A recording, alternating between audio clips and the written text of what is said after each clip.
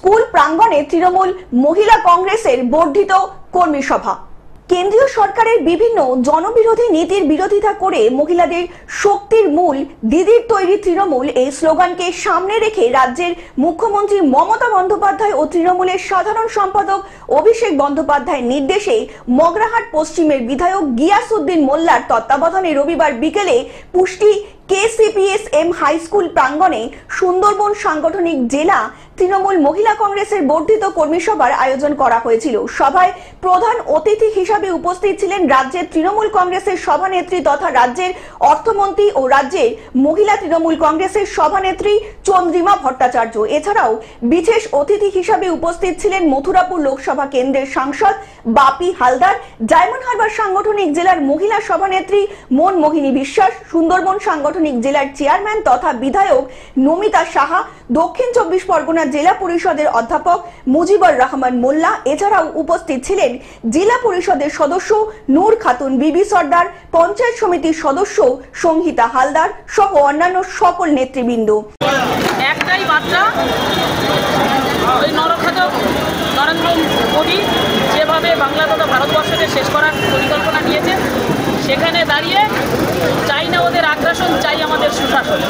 এই সুশাসনের নেত্রী মমতা বন্দ্যোপাধ্যায়কেই যাতে পুনরায় 26-এর মুখ্যমন্ত্রী, তিনি তো হবেনই, সেটা তাতে কোনো সন্দেহ নেই, কিন্তু যাতে 250-র উপরে সিট পাই সেই বার্তাই নারীদেরকে দিলাম। এবং আমরা নারী, আমরা যে সব কিছু করতে পারি এই শিক্ষা দিয়েই তাদেরকে গ্রামগঞ্জে। আচ্ছা, শেরপুরে গাড়িটা ভিডিও আছে, আপনারা 2011-20 মে সরকার গঠন করার পরেই আপনারা দেখেছেন যে প্রতি বছর যে প্রকল্প এনেছে সবই কিন্তু নারী জাতিদের জন্য। এই মহিলা কর্মী সম্মেলনে সঞ্চালনা করেন ডায়মন্ড হারবার সাংগঠনিক জেলার মহিলা সভানেত্রী মনমোহিনী বিশ্বাস। পাশাপাশি মহিলা সভানেত্রী জাতীয় সঙ্গীতের মধ্যে দিয়ে এই কর্মী সভার সমাপ্তি ঘটান। গিয়াসউদ্দিন মোল্লা সম্মানীয় বিধায়ক এবং প্রাক্তন মন্ত্রী, তিনি এখানে রয়েছেন। এখানে নমিতা রয়েছে বিধায়ক, জয়দেব রয়েছে বিধায়ক, বাপি রয়েছে সাংসদ, এখানে পূর্ণিমা এই জেলাকে নেতৃত্ব দিচ্ছে জেলার সভানেত্রী হিসাবে, এবং প্রত্যেকটি ব্লক থেকে তাদের সভানেত্রীরা এখানে উপস্থিত হয়েছে এবং বিভিন্ন পৌরসভার পৌর প্রতিনিধিরাও এখানে উপস্থিত আছেন। আমি সকলকে ধন্যবাদ জানাই।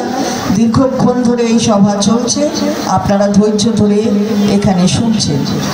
দক্ষিণ 24 পরগনা থেকে বাইজিৎ মণ্ডলের রিপোর্ট, গ্লোব নিউজ। এখন থেকে গ্লোব টিভি দেখুন আপনার স্মার্টফোনেও। গুগল প্লে স্টোর অথবা অ্যাপল স্টোর থেকে ডাউনলোড করুন গ্লোব টিভি লাইভ অ্যাপ। এছাড়া জিও টিভি অ্যাপ থেকে দেখুন গ্লোব টিভি লাইভ।